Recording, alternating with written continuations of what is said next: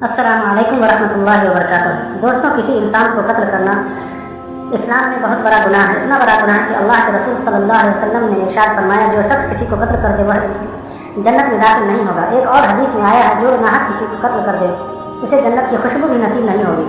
कत्ल करने वाला जहन्नम का हकदार बनता है। कुरान मजीद में भी अल्लाह ताला ने इंसानियत की इतनी अजीम मिसाल बयान की है कि इंसान हैरान रह जाए। छठे पारे में अल्लाह ताला ने इरशाद फरमाया, जिसने एक इंसान को नाहक कत्ल किया उसने पूरी इंसानियत को कत्ल कर दिया। यहाँ ये नहीं कहा गया कि मुसलमान को कत्ल किया या गैर मुस्लिम को, बल्कि इंसान कहा गया है। मतलब इंसानियत की जान का इतना बड़ा दर्जा है इस्लाम में। फिर अल्लाह ताला ने फरमाया, और जिसने एक जान बचाई उसने पूरी इंसानियत को बचा लिया।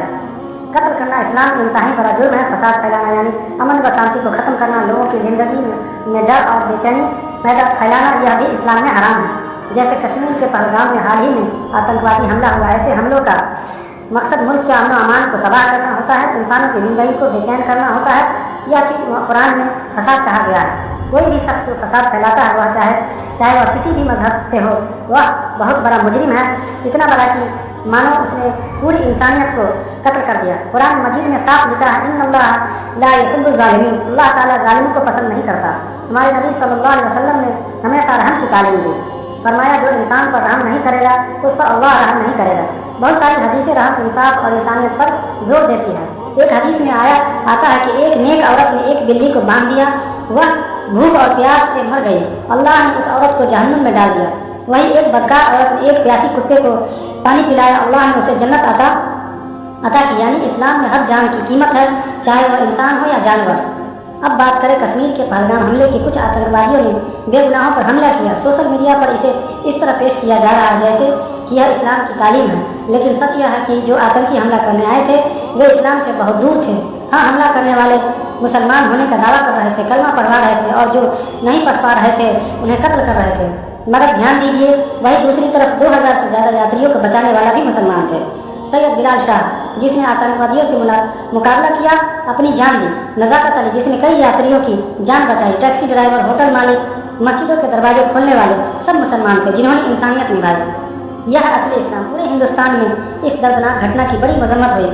जुमे की नमाज में मस्जिदों में दुआएं की गई, काली पट्टी बांधकर विरोध जताया गया, कैंडल मार्च निकाले गए।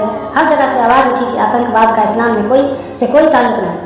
हम अपने गैर मुस्लिम भाइयों से भी यह कहना चाहते हैं कि इस्लाम वह नहीं जो मीडिया में दिखाया जाता है, इस्लाम वह है जो कुरान और हदीस में है। कुछ लोग कुरान की आयतों को तोड़ मरोड़ कर पेश करते हैं, जैसे जहाँ काफिर मिले मारो, लेकिन हकीकत यह है कि इस आयत का पूरा माना अच्छे से देखोगे तो मालूम होगा कि वह एक जंग के माहौल की बात है, आम इंसानों की नहीं। इस्लाम का असल पैगाम है, रहम करो, अमन कायम करो, इंसाफ करो और जुल्म से बचो।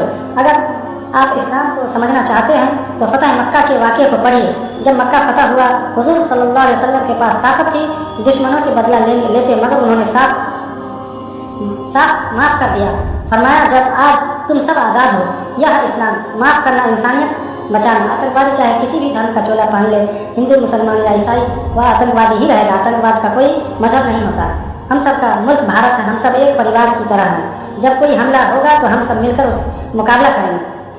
हम अमन को, भाईचारे को, मोहब्बत को कायम रखेंगे, नफरत को नहीं फैलने देंगे। हमारी दुआ अल्लाह शहीदों के घर वालों को सब्र दे, मुल्क में अमन और भाईचारे कायम रखे, तो आतंक और नफरत को जड़ से ख़त्म करे। मेरे प्यारे भाइयों और बहनों, यह मेरा पैगाम आप तक इसलिए पहुंचाया ताकि सोशल मीडिया पर फैल रही गलतफहमियों का जवाब दिया जा सके। इस क्लिप को आगे शेयर करें ताकि